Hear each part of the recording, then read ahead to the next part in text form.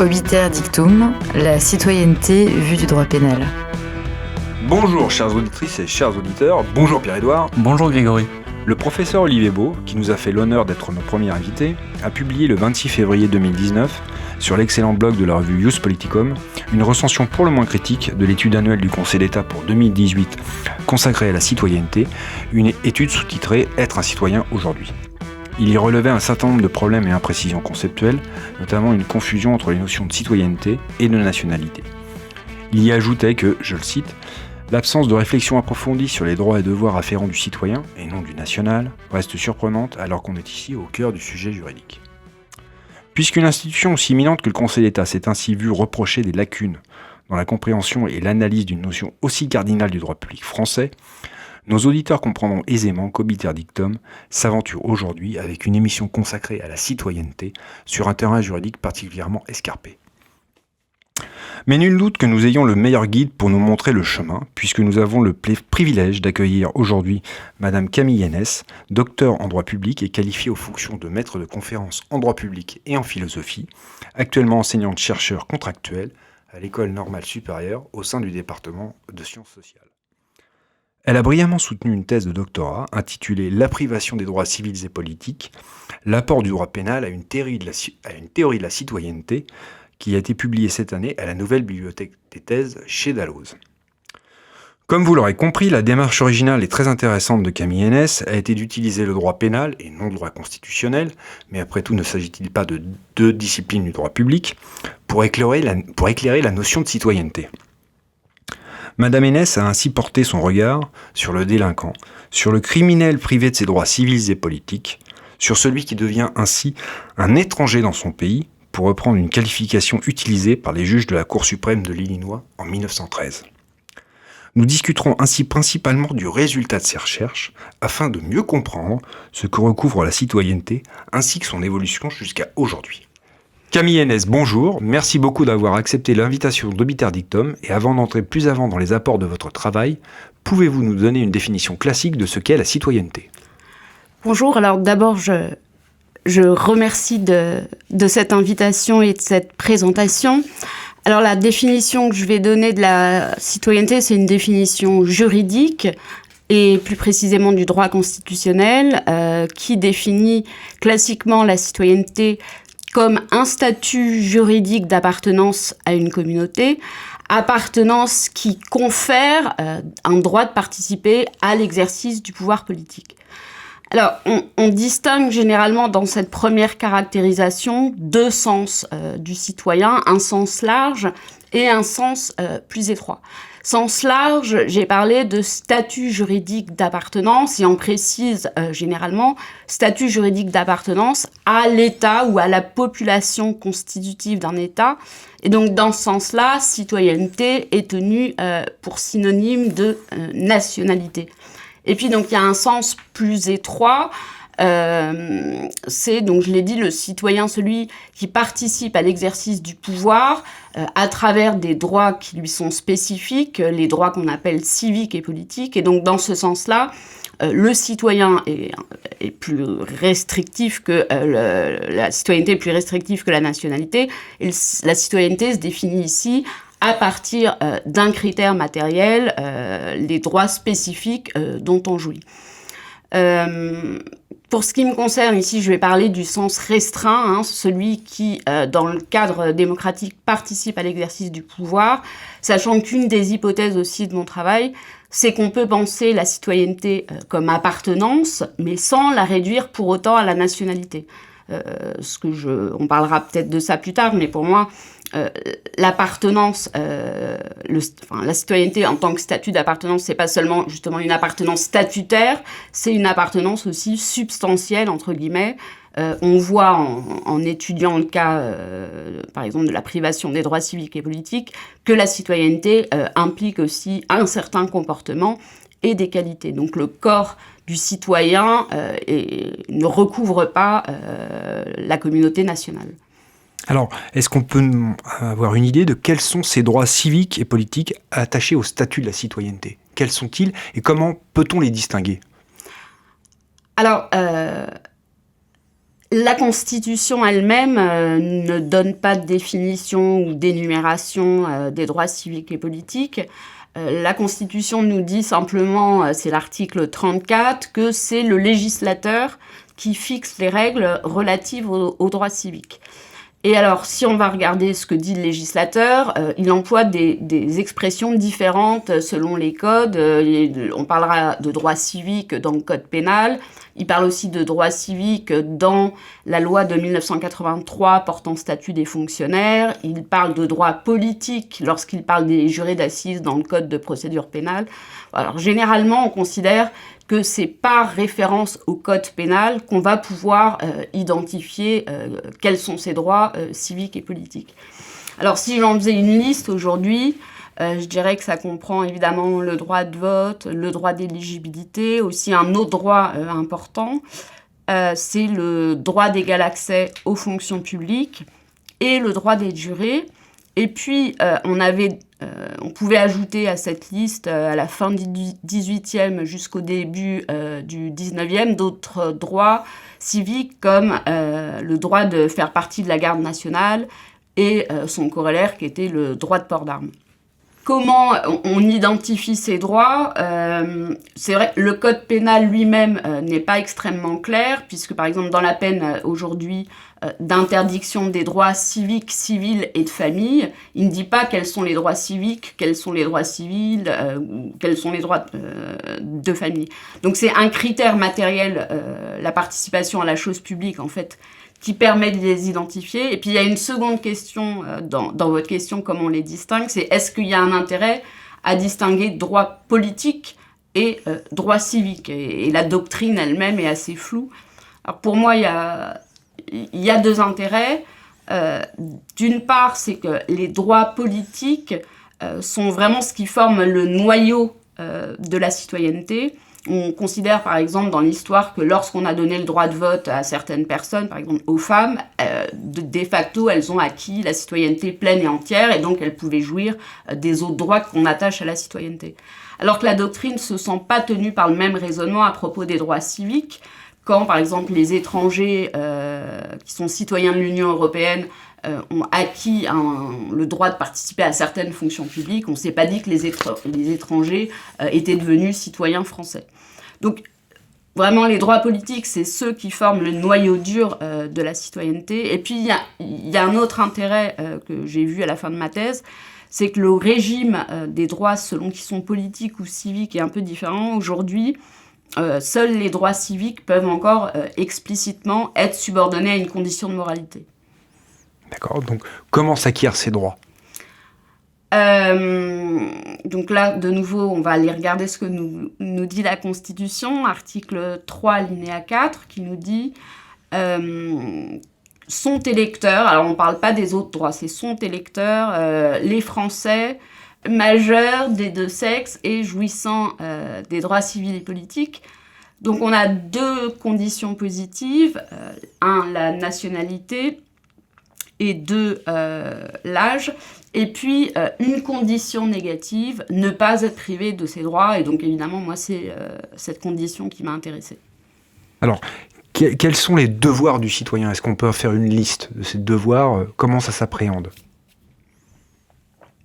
Alors, ces devoirs, on ne les trouve pas ni dans la Constitution et ni dans les codes, pour le coup. On a d'abord, le premier type de devoir, c'est des devoirs qui sont présentés comme des droits, mais que le citoyen a l'obligation d'exercer. C'est évidemment, on pense au droit d'être juré, qui a été conçu dès le départ comme un devoir civique, si bien que les révolutionnaires, en fait, ne voulaient pas qu'on indemnise les jurés. Il faut attendre 1907 pour que les jurés d'assises soit remboursé simplement des frais de transport à la cour d'assises, parce que c'était un devoir. Et encore aujourd'hui, le code de procédure pénale prévoit des pénalités pour ceux qui ne rempliraient pas ce devoir d'être juré. Donc en fait, dans les devoirs, on a donc ces devoirs qui sont des droits, mais qu'on a l'obligation d'exercer. Et après, on a des devoirs qui ne sont pas spécifiques aux citoyens, mais dont la violation constitue la principale justification de la perte de la qualité de citoyen. Et donc, le premier devoir, évidemment, c'est celui d'obéir à la loi.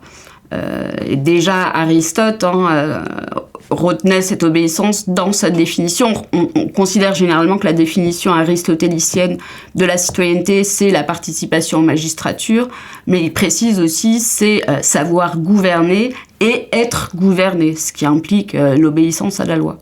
Et puis, il y a un autre type de devoir qui apparaît aussi aujourd'hui, même en creux, en filigrane, dans le droit positif. Et le Conseil d'État, d'ailleurs, cite ces devoirs explicitement dans le rapport auquel vous vous référiez. C'est des devoirs moraux, et le Conseil d'État y inclut la civilité. Alors, pourquoi on peut employer l'expression devoir moral? Les normes de civilité, c'est des normes qui viennent réguler les comportements, donc on peut parler de devoirs, mais c'est des normes qui sont immanentes à la société, qui ne sont pas imposées par l'État, qui font l'objet d'une espèce de consensus qui est évolutif. Et c'est simplement lorsque le consensus n'existe pas ou n'existe plus que le législateur va intervenir en pénalisant, le cas échéant, des comportements qui, jusqu'ici, relevaient de l'infralégalité. Et donc, dans le cadre de la pandémie aussi, quand on parlait de responsabilité du citoyen, de mauvais citoyens par rapport à ceux qui ne se feraient pas vacciner, il n'y avait pas d'obligation légale. Si on pouvait penser à un devoir, ici, c'était un devoir qui serait resté uniquement moral. On parle beaucoup de désobéissance civile. Est-ce que c'est un devoir du citoyen pour vous ? Alors ça, honnêtement, je ne saurais pas vous répondre. En tout cas, je ne l'ai pas du tout trouvé dans mes recherches. Je ne l'ai pas trouvé dans mes recherches. Et alors, quid de l'obligation militaire ? Est-ce que ça, c'est un devoir du citoyen ? Être mobilisé en cas de guerre, par exemple. Est-ce que ça fait partie des devoirs du citoyen ? Alors, oui, souvent on associe le devoir de défense à la patrie, à la citoyenneté, et c'est une association qui remonte à la loi Jourdan-Delbrel de 1798 qui institue ce qu'on appelle la circonscription universelle et obligatoire, le service militaire. Et l'article 1 de cette loi, en fait, déjà donne un premier élément de réponse. On dit, de mémoire, tout national est soldat et se doit défense à la patrie.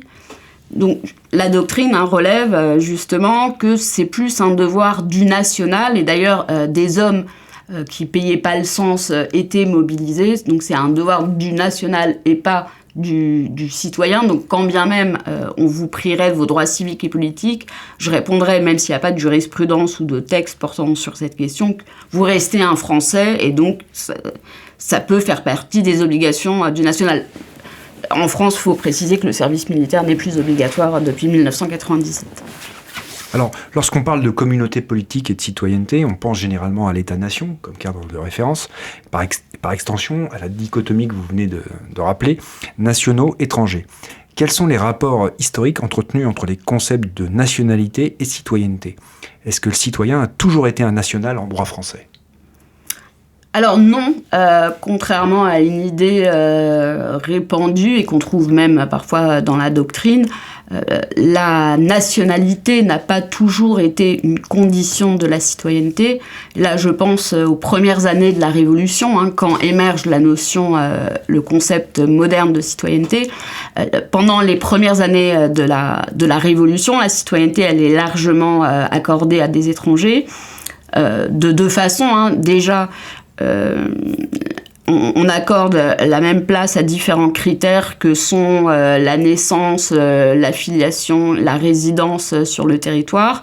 Et puis aussi, on naturalise des étrangers qui, sans remplir ces critères, on considère qu'en épousant la cause révolutionnaire, ils font montre, là je reprends une expression, de leur consanguinité philosophique avec le peuple français.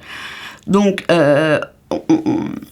on ne peut pas dire à ce moment-là que la citoyenneté était subordonnée à la nationalité. D'ailleurs, il n'existait pas encore de notion, de concept de nationalité qui soit véritablement distinct de la citoyenneté.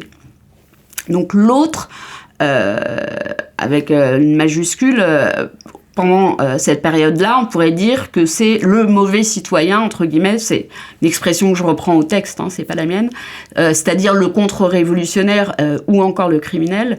Et il y a une phrase d'un député qui est assez parlante, le député Tallien en 1795, qui nous dit qu'il n'y a alors d'étranger en France que le mauvais citoyen. Donc l'étranger, ça n'est pas encore le non national, qui n'existe pas d'ailleurs, c'est le criminel. Et je vous citerai un certain nombre des peines qui étaient prévues dans les codes pénaux révolutionnaires de 1791 et de 1795. Ces peines consistaient dans la dégradation de la qualité de citoyen français, dans la déchéance du titre et des droits de citoyen français, dans la déchéance de tous les droits attachés à la qualité de citoyen actif, dans la suspension de l'exercice des droits de citoyen actif, dans l'incapacité de remplir aucune fonction ou emploi public et d'exercer aucun droit de citoyen pendant 20 ans, dans la privation du droit d'éligibilité et de suffrage pendant 2 ans, etc. Donc on est déjà frappé par le nombre de peines qu'on a prévues en 1791 relatives à cette institution nouvelle en 1700, à cette époque-là, qu'est la citoyenneté. Et ça montre, selon moi, un peu l'indissociabilité du droit constitutionnel et du droit pénal, qui est une thèse de ma thèse, donc, qui est particulièrement frappante pendant la Révolution. Et il faut savoir qu'aussi bien la Constitution que le premier code pénal ont eu en partie les mêmes rédacteurs et que les textes relatifs à la pénalité ont été présentés à l'Assemblée de façon conjointe par les assemblées, par les deux comités. Donc ça montre cette indissociabilité. Donc l'autre, au début de la Révolution, c'est le criminel, encore qu'il faille préciser cette affirmation. Le nombre de peines que je vous ai montré montre qu'on cherche à procéder par degrés. Dans les premières années, on n'exclut pas encore en dehors en fait de la citoyenneté. La citoyenneté, elle se pense pas encore dans des termes binaires. On est citoyen ou on n'est pas citoyen. C'est une échelle graduée. On est plus ou moins citoyen. Et c'est vraiment pendant la terreur qu'est l'épisode compris entre printemps-été 1793 et été 1794, que là, vraiment, on va exclure le mauvais citoyen, ça inclut donc le contre-révolutionnaire, les émigrés, etc., en dehors de la citoyenneté. Il faut rappeler que la mobilisation... la France est en guerre et donc la mobilisation contre l'ennemi extérieur va s'accompagner d'une mobilisation contre l'ennemi intérieur. Donc, l'autre n'a pas toujours été donc l'étranger, le non national. C'est à partir de la Constitution de 1795 qu'on va subordonner le droit de vote, le droit d'éligibilité, les droits politiques en général, à la qualité de français. Et je finirai là-dessus. On peut dire qu'à partir de là, tant le criminel, et en dehors de la logique d'exception qui caractérisait la terreur, tant le criminel que l'étranger vont incarner la figure du non-citoyen républicain. Et on retrouve d'ailleurs cette métaphore aussi bien dans la doctrine que dans la jurisprudence du criminel comme un étranger. Alors, vous indiquez que jusqu'à l'entrée en vigueur du nouveau code pénal en 1994, beaucoup d'infractions pouvaient entraîner une déchéance définitive de jouissance de l'exercice des droits civiques. Vous évoquez notamment la peine de dégradation civique. En quoi consistait-elle ? Alors, c'était une peine criminelle dite infamante, qui couvrait de déshonneur et qui constituait une liste incalculable d'incapacités. Donc, on avait évidemment perte du droit de vote, perte du droit d'éligibilité et de tous les droits civiques et politiques, nous disait l'article, plus donc perte du droit d'être juré, de servir dans les armées françaises, du port d'armes, du droit de faire partie de la garde nationale, etc.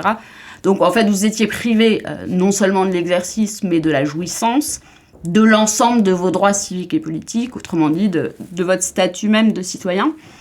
Et donc, c'était une peine criminelle infamante qui pouvait être prononcée à titre principal, mais qui était encourue surtout à titre, et je vais expliquer le terme, de peine accessoire de toutes les condamnations criminelles. C'est-à-dire, si vous étiez condamné, quelle que soit la condamnation criminelle qui était prononcée à titre principal, si vous étiez condamné par exemple aux travaux forcés à temps ou à perpétuité, à la détention, à la réclusion, à la déportation, au bannissement, dans tous les cas, et sans que le juge n'ait à la prononcer et sans qu'il soit en son pouvoir de vous en dispenser ou de vous en relever, vous étiez dégradé civiquement. Et je terminerai en disant que c'était une peine criminelle infamante accessoire qui était imprescriptible, qui n'avait pas de durée limitée dans le temps et qui perdurait après que vous aviez fini de purger votre condamnation principale. Vous sortiez, vous aviez fini votre peine de travaux forcés à temps, mais toute votre vie, vous restiez dégradé civiquement. Les amnisties étaient rares et la réhabilitation très difficile à obtenir. Donc on peut dire que tous les criminels devenaient ipso facto non-citoyens à vie, sauf exception. Et puis, à côté des crimes aussi, un certain nombre de délits au lendemain de l'instauration du suffrage universel masculin en 1848 vont aussi entraîner de façon automatique, de plein droit, une incapacité électorale. Et c'était des délits, on y reviendra peut-être, qui étaient assez véniels. Il suffisait de voler 3 francs dans un porte-monnaie et vous étiez rendu incapable de voter pendant un certain temps. Pour vous donner un chiffre, en 1988, de mémoire, il y avait un peu plus de 220 000 personnes en France qui étaient radiées des listes électorales du fait de leur casier judiciaire. Alors qu'a changé l'entrée en vigueur du nouveau code pénal en 1994, s'agissant des peines privatives? Alors, il a changé beaucoup de choses. Il suffit de rappeler des chiffres de nouveau. En 1989, on avait plus de 40 000 personnes par an qui perdaient leurs droits de citoyen à la suite d'une condamnation pénale. En 2020, ce chiffre, il était à 2000. Encore qu'il a un peu augmenté ces dernières années. En 2016, 2017, 2018, il était tombé en dessous des 500. Il est remonté à 2000. Donc, pour comprendre ce changement, il faut d'abord voir la philosophie qu'anime en fait ce nouveau code pénal. Les codes pénaux dont j'ai parlé, révolutionnaires de 1791 et 1795, et le code de 1810, c'est le code qui va être en vigueur jusqu'en 1994, ces codes-là, leur principe, l'intérêt principalement protégé, c'était la chose publique, l'État, etc. Alors que le nouveau code pénal protège d'abord la personne, ses biens, et puis seulement à la fin, la chose publique. Et Robert Badinter, qui présidait le comité de révision du code pénal, l'a dit, ce nouveau code est ce qu'il a appelé un code des droits de l'homme, qui est animé par une philosophie humaniste. Donc, comment s'est traduit cet humanisme dans le code pénal? De 2 façons. 1, par la suppression des peines dites infamantes, et 2, par la consécration du principe d'individualisation des peines qui place au cœur du prononcé de la sanction le condamné. Et donc, la traduction immédiate de ces principes, c'était l'interdiction des peines accessoires en général, et puis évidemment l'abrogation de la dégradation civique en particulier. Donc le juge aujourd'hui, s'il veut prononcer une peine privative il doit la motiver spécifiquement. Alors, avant d'en revenir à la question de la motivation, il y a des choses que je n'avais pas dites. Aujourd'hui, sur quel droit porte l'interdiction des droits civiques, qui est donc prévue à l'article 131-26 du Code pénal? C'est le droit de vote, le droit d'éligibilité, et il est précisé à la fin de cet article que la perte du droit de vote et ou d'éligibilité entraîne ipso facto l'interdiction ou l'incapacité d'exercer une fonction publique. Avant donc de parler de la motivation, il faut dire que le juge aujourd'hui a la possibilité de ne prononcer qu'une seule des incapacités. Là où la dégradation civique, c'était une peine qui était non fractionnable, l'interdiction des droits civiques, civils et de famille est une peine qui est divisible. Et puis la deuxième grande différence, c'est que c'est une peine qui est limitée dans le temps. C'est 5 ans en cas de délit et c'est 10 ans en cas de crime. Et puis, je l'ai dit implicitement, ça n'est plus une peine accessoire puisque les peines accessoires sont interdites. C'est une peine complémentaire donc, que le juge a l'obligation de prononcer.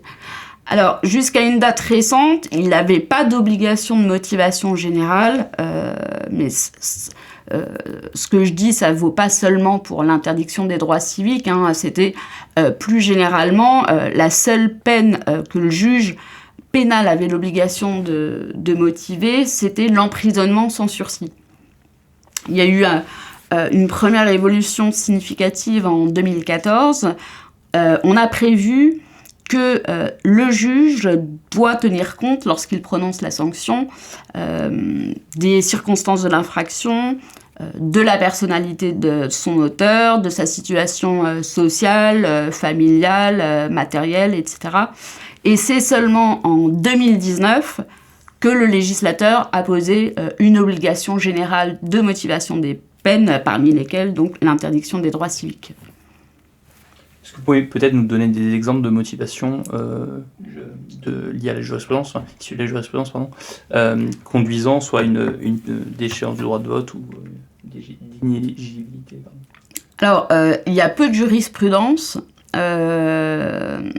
Et la jurisprudence que j'ai identifiée, qui est celle qui est accessible, je ne suis pas allée voir les tribunaux de premier degré en fait, elle porte essentiellement sur le droit d'éligibilité.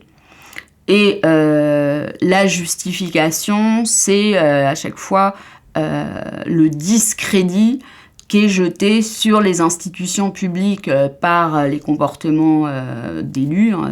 Et on insiste sur l'atteinte à la confiance que cela suscite. Donc on voit que pour les élus, le fondement de l'exigence de dignité morale, entre guillemets, le fondement n'est pas moral, il est politique, c'est vraiment préserver la confiance des citoyens qui est au fondement d'une démocratie représentative. Donc on a vraiment cette expression que j'ai relevée plusieurs fois, il jette le discrédit.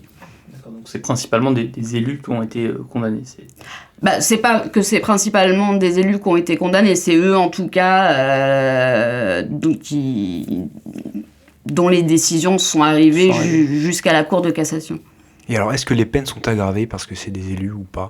Il y en a une sévérité particulière qu'on peut ressentir au travers de la jurisprudence ou pas réellement ? Alors, plus que dans la jurisprudence, c'est déjà le législateur qui a aggravé les sanctions pour les élus et les fonctionnaires, sachant que le fonctionnaire, ça c'est important de le souligner, en droit pénal, il ne se définit pas comme en droit administratif par la soumission au statut, mais par le critère des fonctions exercées, qui est un critère extensif. Et d'ailleurs, sous la Troisième République, le Code ne prévoyait pas de peine d'inéligibilité pour les élus. Il y avait seulement la corruption des fonctionnaires qui était inscrite à l'article 177 du Code pénal. Et le juge donc était bien embêté. Il a réussi à dire qu'étaient des fonctionnaires, au sens du Code pénal, des élus municipaux et même des députés. Donc, aujourd'hui, on a pallié cette difficulté, on vise aussi les élus, mais donc c'est quand même le critère des fonctions exercées qui est retenu. Donc, selon les dispositions du Code pénal, on a visé les personnes dépositaires de l'autorité publique, les personnes chargées d'une mission de service public, les personnes qui exercent une fonction de membre de gouvernement ou les personnes encore qui sont investies d'un mandat public électif. Donc, à la suite des affaires qui ont eu lieu, notamment au début des années 2010, il y a 3 grandes lois qui sont importantes par rapport à cette question de privation des droits civiques et d'inéligibilité en particulier.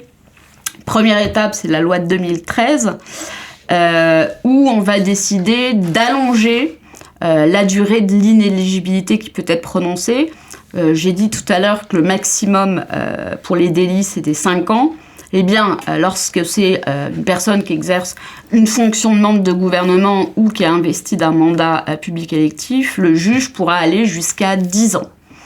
Deuxième loi, c'est une loi de 2016 qui se fonde sur un constat qu'a fait notamment Jean-Louis Nadal dans le rapport de 2015, renouer la confiance publique. Donc il l'a fait en tant que présidente de la Haute Autorité pour la transparence de la vie publique. Et donc ce qu'il a remarqué, c'est que les juges prononçaient très rarement, et même presque jamais, de peine d'inéligibilité contre les personnes visées, c'est-à-dire les élus, les membres de gouvernement. Et les juges, en fait, disent c'est aux électeurs de choisir s'ils veulent élire un voleur. En gros, c'est leur problème.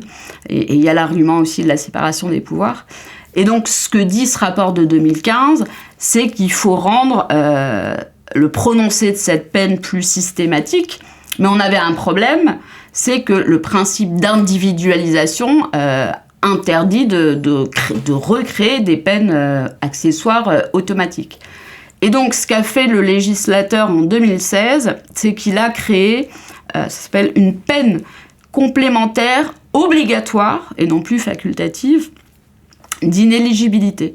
Alors, ça veut dire que c'est une peine, en fait, que le juge a l'obligation de prononcer et qu'il ne peut écarter que par une décision dûment motivée. Donc c'est pas une peine qui est automatique, mais qui est censée être quasi systématique. Et puis... Il y a eu un contrôle de conventionnalité sur cette loi ou pas ? De conventionnalité. Ou de constitutionnalité. Alors... c'est une forme quand même de dérogation au principe d'individualisation et de proportionnalité. Il y avait eu déjà un contrôle de constitutionnalité sur d'autres peines complémentaires obligatoires, pas celle-ci. Il y avait notamment, alors de mémoire, le retrait de points sur le permis de conduire ou quelque chose dans ce genre-là, et ça avait été considéré comme conforme à l'article 8 de la Déclaration des droits de l'homme. Donc, on sait a priori que cette peine complémentaire obligatoire ne pose pas de problème. Et puis le dernier temps de l'aggravation, c'est qu'on a, en 2017, complètement élargi le champ des infractions qui sont assorties donc, d'une peine complémentaire obligatoire d'inéligibilité. C'est plus comme avant seulement les manquements aux devoirs de probité qui sont les plus graves économiquement.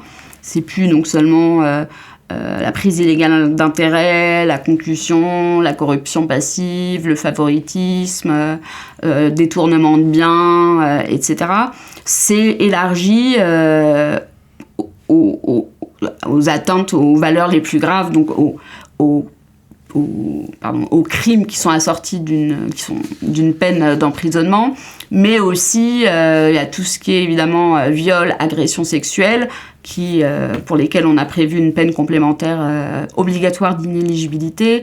Il y a les atteintes au principe d'égalité entre les hommes et les femmes, il y a les discriminations, donc des valeurs qui ne ressortent pas seulement de ce qu'on a appelé devoir de probité en fait. Alors vous indiquez que le criminel est devenu, avec le mineur, le dernier exclu à l'intérieur de la nation. Pouvez-vous rapidement nous dire quelle était la liste originelle de ces exclus et comment et pourquoi elle s'est progressivement résorbée ? Alors il y avait beaucoup d'exclus avant. Il y avait évidemment les plus pauvres, ceux qui ne payaient pas le cens, l'impôt, et les domestiques jusqu'en 1848. Et puis après cette date, il y avait les femmes évidemment. Il y avait les indigènes dans les colonies, les indigents, et puis ceux qu'on appelait les incapables, les majeurs sous tutelle. Alors, à l'exception du cas des indigènes qui est dans les colonies, qui est un cas assez particulier, j'ai l'impression que si, d'un point de vue historique, évidemment, le sort de ces catégories que je viens d'énumérer, elle peut s'expliquer par des facteurs politiques, économiques, sociaux, divers et variés. Structurellement, cette exclusion se fonde sur une conception du citoyen qui est pensé comme individu autonome, est doué d'une volonté libre. C'est vraiment l'absence d'une volonté libre et indépendante qui explique l'exclusion de nouveau des plus pauvres, des femmes, des indigents, etc., qui dépendaient respectivement du travail, de leur mari pour les femmes mariées, des secours publics, de leur maître, etc. Et c'est évidemment aussi cette raison, l'absence d'une volonté libre autonome, qui explique l'exclusion des fous, entre guillemets, encore que c'était pas directement la folie qu'entraînait l'exclusion, c'était la mise sous tutelle de ceux qui, en raison d'une altération de leurs facultés intellectuelles, ne sont plus en mesure de pourvoir l'administration de leur patrimoine ou de leur personne, et c'était donc cette mise sous tutelle qui entraînait l'exclusion. Il y a deux périodes, en fait, deux logiques qui ont présidé à la résorption de cette liste d'exclus. Première logique, selon moi, on n'a pas renoncé à la condition d'autonomie qui fait le citoyen. On a étendu cette présomption à de nouvelles catégories. Je m'explique. L'inclusion des plus pauvres, des domestiques, mais surtout des femmes, elle n'a pas résulté donc, de l'abandon de cette exigence d'autonomie, mais en fait de l'abandon du préjugé selon lequel la volonté de ces catégories ne serait pas libre et indépendante telle que le présuppose la citoyenneté. Donc on n'a pas renoncé à l'autonomie, on a étendu à de nouvelles catégories une présomption d'autonomie ou de capacité au sens large. Et alors, la deuxième étape qui est très récente, c'est l'inclusion des majeurs sous tutelle qui date de la loi du 23 mars 2019 qui, en abrogeant l'article L5 du Code électoral, a donc octroyé le droit de vote à l'ensemble des majeurs sous tutelle sans qu'il y ait besoin d'une décision judiciaire et indépendamment surtout du degré d'altération de leurs facultés cognitives. Donc selon moi, pour avoir un peu travaillé sur la question et avoir lu les travaux préparatoires et identifié les fondements de la réforme, ici, on n'a pas étendu aux majeurs sous tutelle dans les facultés seraient altérées une présomption de capacité. On a renoncé au nom du principe de non-discrimination et de dignité de la personne. On a renoncé à cette condition d'autonomie à laquelle était subordonnée la citoyenneté, ou en tout cas, on a renoncé à une certaine conception de l'autonomie, pensée comme autonomie individuelle fondée sur la rationalité. Est-ce que ces personnes se sont saisies de ce nouveau droit ou pas ? Est-ce qu'on a aujourd'hui un petit peu un retour ? Est-ce que Alors, ce que je peux dire, c'est qu'en tout cas, il y avait une participation extrêmement forte pour l'adoption de la loi d'associations d'handicapés. Enfin, c'était une vraie demande. Alors Camille Yanès, voici venu le moment de l'interlude musical. Est-ce que vous pouvez nous dire quel morceau de musique vous avez choisi ? Alors, c'est... Pour justifier d'abord ce morceau et introduire ce morceau, je dirais que le travail dont je parle ce soir, je l'ai fait en vivant à Florence, où j'ai passé un certain nombre d'années. Florence, qui est le berceau de la Renaissance et de l'humanisme. Et donc, je vous propose un madrigal qui est une forme ancienne de musique qui est née en Italie à la Renaissance, et plus précisément à Florence et à Rome. Les premiers madrigaux, c'était l'œuvre de Florentin qui était au service des Médicis.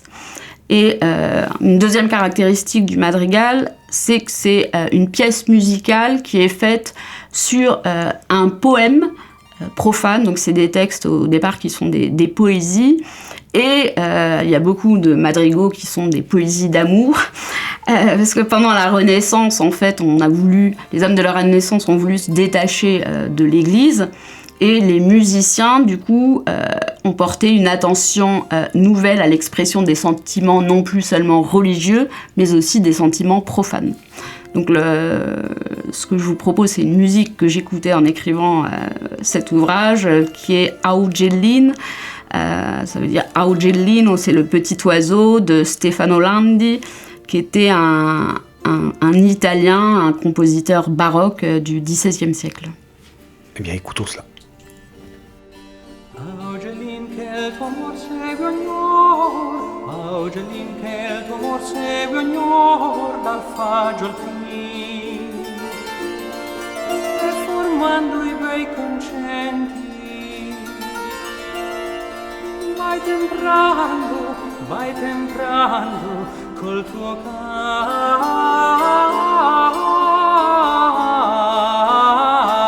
i miei lamenti,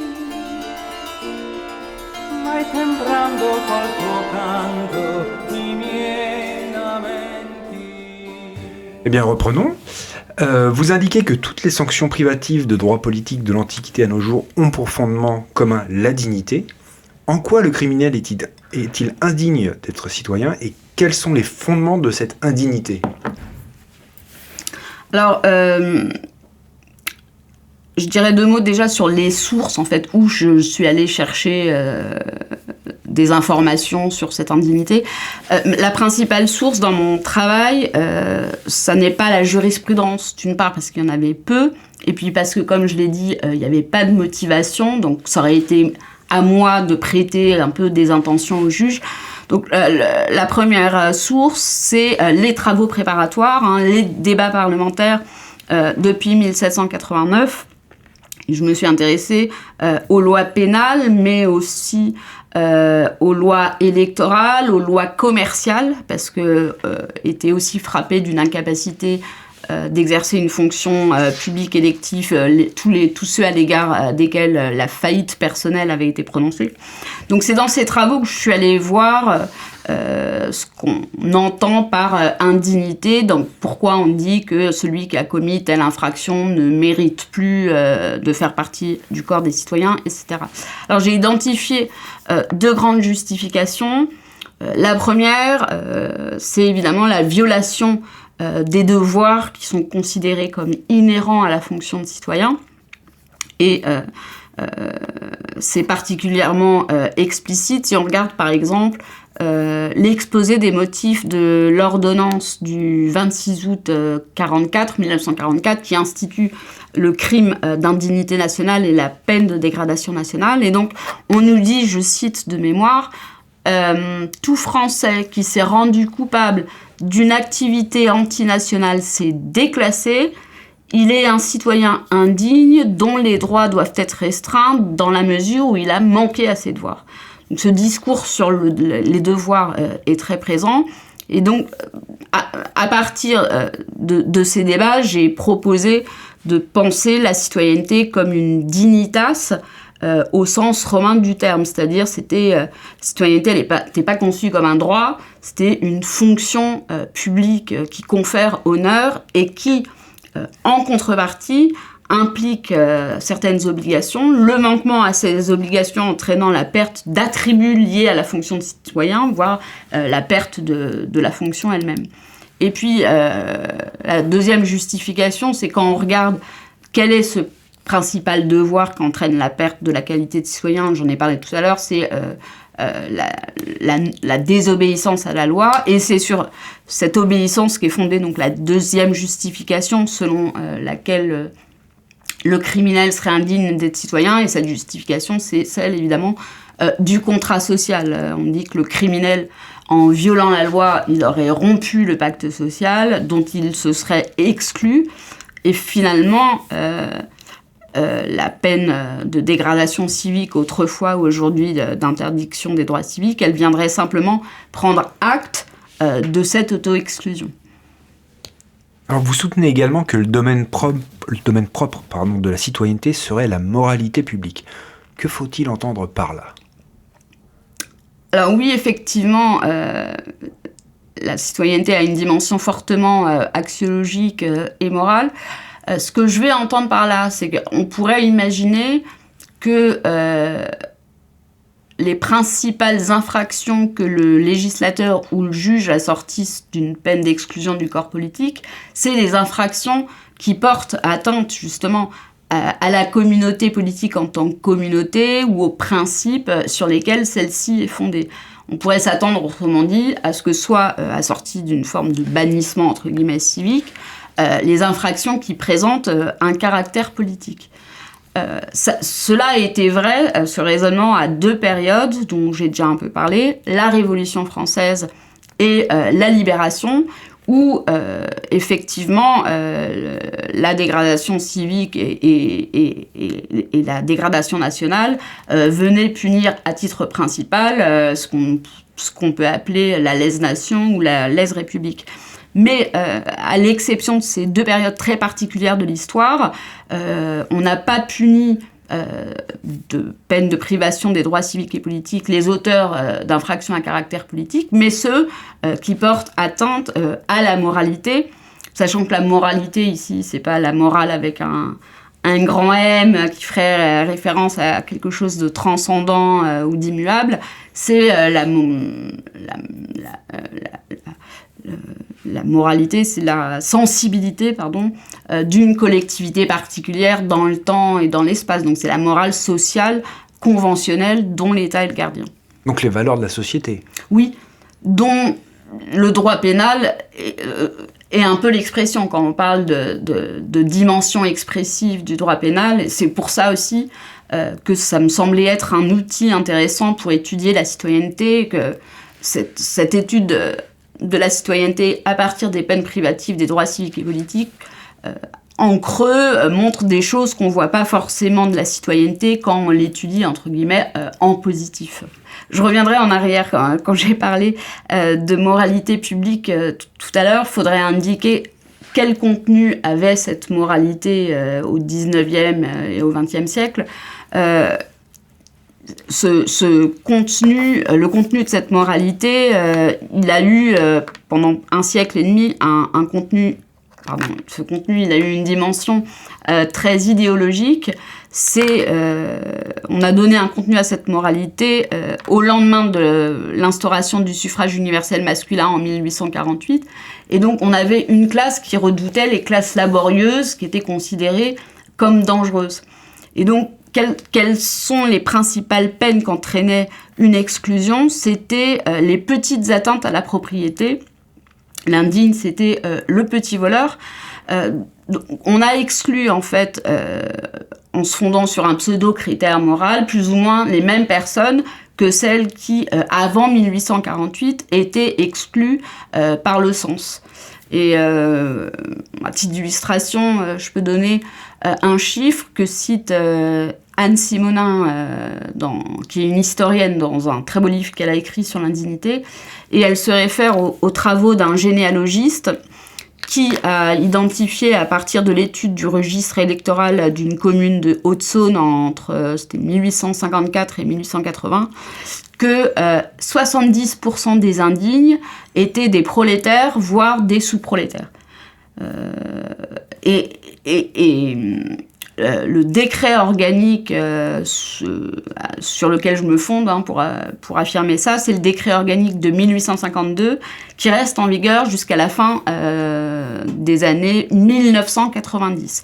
Donc ce décret a pour ainsi dire pas bougé, quand bien même on aurait évidemment supprimé les incapacités électorales qui étaient prévues pour la mendicité, pour le vagabondage ou pour les atteintes à la morale religieuse.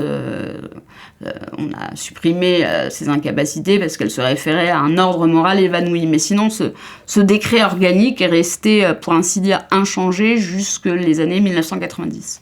Alors, revenons sur la précédente question. Quelles sont les peines privatives de droits civiques et politiques qui sont aujourd'hui le plus souvent prononcées par le juge pénal? Et pour quelles infractions? Alors, c'est toujours des atteintes à la moralité publique. Si on regarde, par exemple, des statistiques entre 2004 et 2018, on n'a aucune condamnation criminelle pour atteinte à la sûreté publique qui n'a donné lieu au prononcé d'une peine complémentaire d'interdiction des droits civiques. Donc on ne sanctionne pas les auteurs d'infractions à caractère politique, ou en tout cas même les auteurs d'infractions à la chose publique. C'est plus les atteintes à la moralité, mais la moralité a évidemment évolué, son contenu a changé. On réprime plus les petites atteintes à la propriété. La principale infraction que le juge punit d'une peine complémentaire d'interdiction des droits civiques et politiques aujourd'hui, c'est le viol et les agressions sexuelles sur mineurs de moins de 15 ans en particulier. Et puis, comme je l'ai dit tout à l'heure, le législateur vise de nouveau en particulier un groupe. Alors, c'est plus une classe sociale comme cela a été le cas pendant tout le 19e siècle, c'est le groupe des gouvernants ou des élus au sens large. Mais donc, c'est une morale qui n'est plus idéologique, qui se veut davantage le reflet de la conscience collective, comme dirait Durkheim, de la société. Alors, le faisceau de droits attachés au statut de citoyen était conçu exclusivement, originellement, comme des droits politiques, et seraient devenus aujourd'hui des droits subjectifs fondamentaux. Que faut-il entendre par là, et comment se manifeste ce mouvement au sein de la jurisprudence, et quelles en sont les conséquences concrètes ? Quand on regarde effectivement la jurisprudence, que ce soit celle du juge judiciaire, du juge administratif, du Conseil constitutionnel et même des cours européennes, on observe une nette évolution du régime des droits civiques et politiques qui, de droit au régime dérogatoire, sont présentés aujourd'hui comme des droits subjectifs fondamentaux. Alors, je donnerai un exemple, en fait, pour l'illustrer. C'est le cas de l'application dans le temps des lois qui attachent des incapacités électorales de plein droit à certaines condamnations. On peut lire dans la jurisprudence, tout au long du 19e et presque tout au long du 20e siècle, qu'un homme pouvait très bien, en vertu d'une loi électorale nouvelle, se voir privé de ses droits civiques et politiques pour une infraction qui, au moment où il l'a commise et où elle a été jugée, n'entraînait pas la perte de ses droits. Donc, on appliquait de façon immédiate, en fait, cette loi, quitte à priver rétroactivement, entre guillemets, la personne de droits dont il jouissait auparavant. Et les juges le justifiaient en disant « Non, mais les droits politiques, c'est pas du tout des droits de l'individu, c'est une prérogative du souverain. » Et là, je cite de nouveau de mémoire une jurisprudence qui dit « Les droits politiques sont dans la main du législateur, qui les octroie, qui les retire ou les modifie selon les circonstances. » Si on reprend ce même exemple de l'application dans le temps de la loi, cela n'est plus du tout possible. Depuis 2000, le juge l'a interdit. Alors, concrètement, comment c'est possible ? Comment cette évolution se manifeste ? Eh bien, depuis les années 2000, le juge, donc aussi bien judiciaire administratif que le Conseil constitutionnel, nous disent que toutes ces mesures-là qu'on interprétait jusqu'alors comme des mesures de sûreté sont en fait des mesures qui ont le caractère d'une punition. Je m'explique. Pendant 2 siècles, on a considéré que priver une personne de ses droits de citoyen, ça visait à garantir la moralité, la pureté des urnes et du corps politique, que c'était pas du tout une punition, que ça s'apparentait à ce que la doctrine appelle des mesures de sûreté, et que dès lors, les garanties du droit pénal ne s'appliquaient pas, notamment la non-rétroactivité de la loi pénale plus sévère. Et là, tout d'un coup, entre guillemets, et c'est un mouvement qu'on observe aussi en Europe, les juges nous disent, depuis la fin des années 80, années 2000, pas du tout, on a dans tous les cas affaire à des sanctions qui ont un caractère punitif. On ne peut plus les interpréter comme des mesures préventives, mais c'est des mesures répressives. Et ce qui est assez frappant, c'est que le Conseil constitutionnel l'a dit aussi bien à propos d'incapacités qui résultent de condamnations pénales que d'incapacités qui résultent de condamnations de lois électorales ou même des lois commerciales pour les faillis ou même du droit disciplinaire, puisque jusqu'à 2012, les notaires et certains officiers ministériels qui étaient destitués étaient privés ad vitam aeternam de leurs droits civiques et politiques. Et donc, dans une série de décisions, le Conseil constitutionnel nous dit toutes les mesures de privation des droits civiques et politiques sont des mesures qui ont un caractère punitif, alors à l'exception des personnes dont les facultés mentales sont altérées. Et donc moi je me suis demandé pourquoi tout d'un coup il nous sort ça. Pendant 2 siècles on nous dit c'est des mesures de sûreté et maintenant c'est des punitions. Eh bien il le justifie pas tant par la finalité de la mesure, selon moi, qui n'a pas changé, mais par l'importance nouvelle qu'on confère au droit de vote et au droit d'éligibilité. Il nous dit en substance que parce que le droit de vote est un droit fondamental, alors sa privation doit être encadrée des garanties les plus protectrices qui soient, et ces garanties, c'est celle du droit pénal. Et que donc, en amont, il va falloir bien qualifier cette mesure de sanction qui a le caractère d'une punition, tout simplement pour pouvoir lui appliquer ces garanties pénales, du droit pénal, que sont la non-rétroactivité de la loi pénale plus sévère, le principe d'individualisation de la peine, de nécessité de proportionnalité, etc. Donc on a finalement l'application du régime pénal, le droit pénal qui vient se faire bouclier de la citoyenneté. Mais alors donc la fonction de citoyen s'efface, si je vous suis, puisqu'on en fait uniquement des droits individuels attachés à l'individu et plus du tout à la fonction qu'il exerce au sein du corps politique. C'est une substitution ou c'est une tension qui apparaît entre les deux notions ? Alors c'est une tension, déjà ce que je dis, ça vaut essentiellement pour un droit, le droit de vote, ça ne s'applique pas de la même façon aux autres droits, mais effectivement, aujourd'hui, pour moi, la citoyenneté n'est plus pensée comme une dignitas au sens romain du terme, comme une fonction, mais davantage comme une prérogative de l'individu liée à sa dignité en particulier. Une prérogative qu'il exerce ou qu'il n'exerce pas, du coup. Ce serait même la démocratie aujourd'hui qui serait peut-être punie de la non-participation des citoyens au suffrage universel ? En tout cas, quand on me demande ce que je pense du vote obligatoire, ma réponse, en tout cas, au vu de... ça serait complètement à contre-courant de l'évolution qu'on observe ces 30 dernières années qui font vraiment du droit de vote un droit du citoyen pensé comme individu et pas comme faisant partie d'une collectivité. Et puis, on reviendra peut-être là-dessus. Mes travaux aussi montrent que le sens même qu'on donne au droit de vote et à la citoyenneté a évolué. On ne pense plus tellement le droit de vote comme faisant partie d'un statut politique, mais d'un statut social. C'est-à-dire, est-ce que vous pouvez développer ce point-là ? Oui, alors, de tout temps, la citoyenneté a été à la fois un statut politique, un statut social. Un statut politique, ça veut dire, c'est un statut dont l'objet premier, c'est de permettre la participation à l'exercice du pouvoir. Et ça a aussi été toujours un statut social, un statut qui vous confère un certain prestige, en fait, une certaine dignité. Alors c'était vrai évidemment dans l'Antiquité, ou en particulier à Athènes, lorsque le droit de vote était accordé qu'à une communauté restreinte de la population, donc c'était très prestigieux. Mais ça allait rester,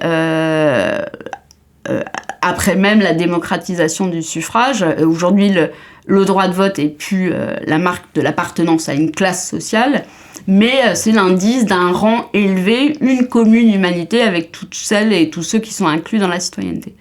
Donc il y a une continuité entre le passé et aujourd'hui.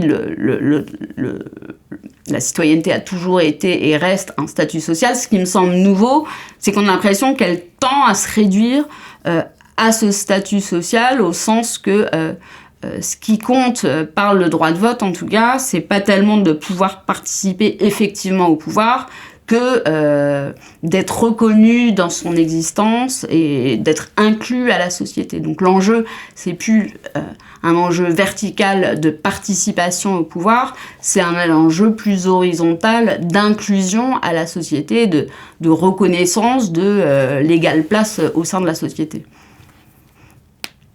Donc c'est en ce sens que je considère qu'on a une espèce de dépolitisation de la citoyenneté qui se vide de son contenu, ce qui ne signifie pas que le politique disparaît, mais qu'il s'exerce dans d'autres espaces et par d'autres attributs que les attributs traditionnels de la citoyenneté. On le voit aujourd'hui, on demande des formes de participation qui passent par d'autres biais que celui de l'élection.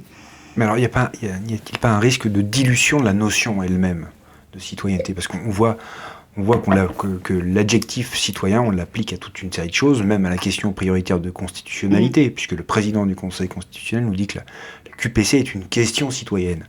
Est-ce qu'il n'y a pas un risque de dilution de cette notion quand on l'emploie un peu à tort et à travers, parce qu'elle a un effet un peu amélioratif à chaque fois qu'on l'emploie? Oui. Oui, c'est sûr que c'est aussi quelque chose qui m'énerve un peu, quoi. Il y a la citoyenneté à toutes les sauces, même dans les titres de colloques, et citoyenneté, alors que bon, quand on regarde le contenu, ça n'a rien à voir. Donc oui, le mot citoyen aujourd'hui est pris comme effectivement membre de la société, en fait. Alors après, c'est aussi un choix. Moi, j'ai choisi d'étudier le sens restreint initial de la citoyenneté. D'autres diront qu'il n'y a pas une nature ou une essence de la citoyenneté, et que donc il faut prêter aussi attention aux discours et aux usages qui sont faits de la notion. Et puis, deuxième élément de réponse